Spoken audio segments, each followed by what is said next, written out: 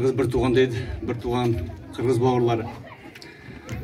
Бүгінгі мынау үлкен салтанатты шараға қатысушы халықты, түрік ағайындарды, түрік мемлекетінің, түрік республикасының 100 жылдығымен құтты болсын деймін, құттықтаймын. Өткен тарихымызға көз жүгіртсек, осы біздің алдымен Ресей империясының, кейін Совет империясы дейміз, Совет үкіметінің өзегі Ресей болған.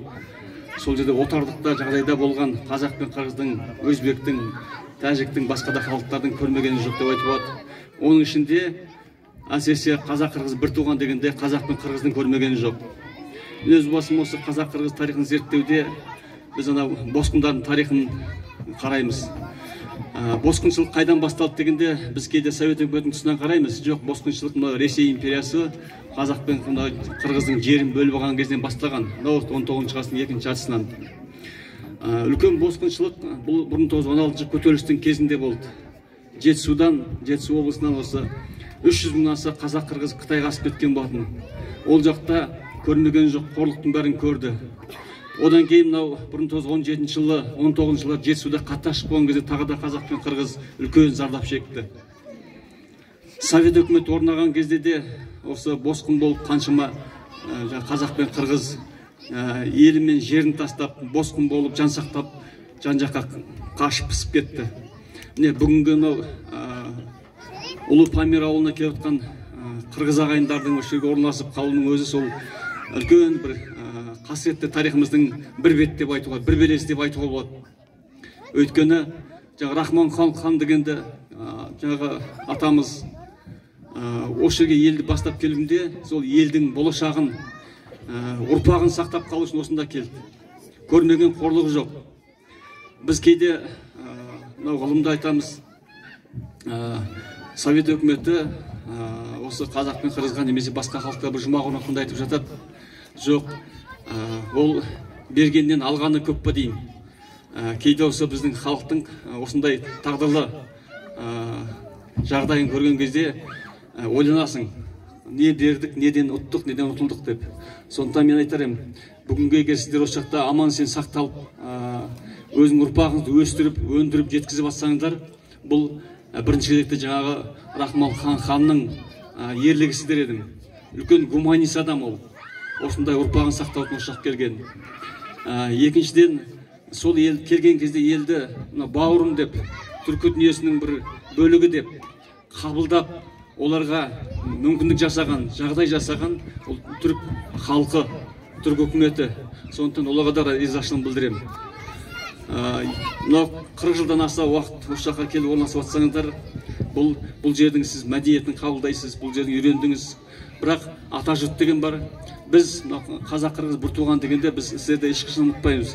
Мен де өз басым сол босқын болған әулеттің ұрпағым. Біздің аталарымыз 19 ғасырдың екінші жартысынан бастап Қытай асып кетіп, соңғы рет 1932-де Қытайға кеткен екен, содан 1962-де қайтып келген. Сонда мен де айтам, енді қазіргі кезде бізде Қазақстанда саяси қуғын-сүргін құрбандарын толық ақтау бойынша мемлекеттік комиссия деген жұмыс істеп жатыр. Сол бойынша осы босқындар тобы деген бар.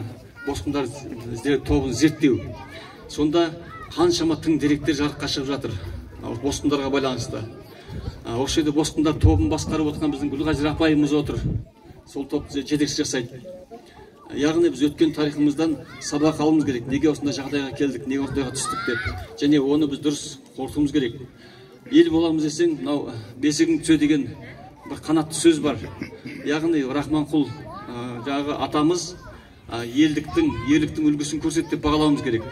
Яғни елін сақтау үшін, өзімен бірге келген ұрпағын сақтау үшін, және оларды ғана емес, олармен бірге келген басқа халықтар да, ол жерде қазақтар болып деп жатыр, қырғыздар да басқа халықтар да болып жатыр. Бұның бәрі не?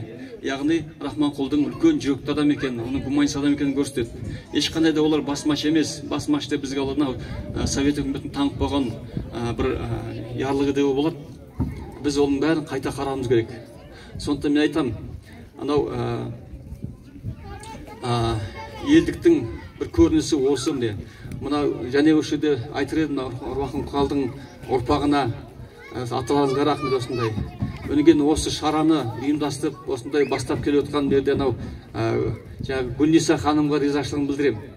Ол қырғыздың мынандай қаршадай қызы осындай үлкен ер азамат жасамайтын осындай шара ұйымдастырып жасап отыр.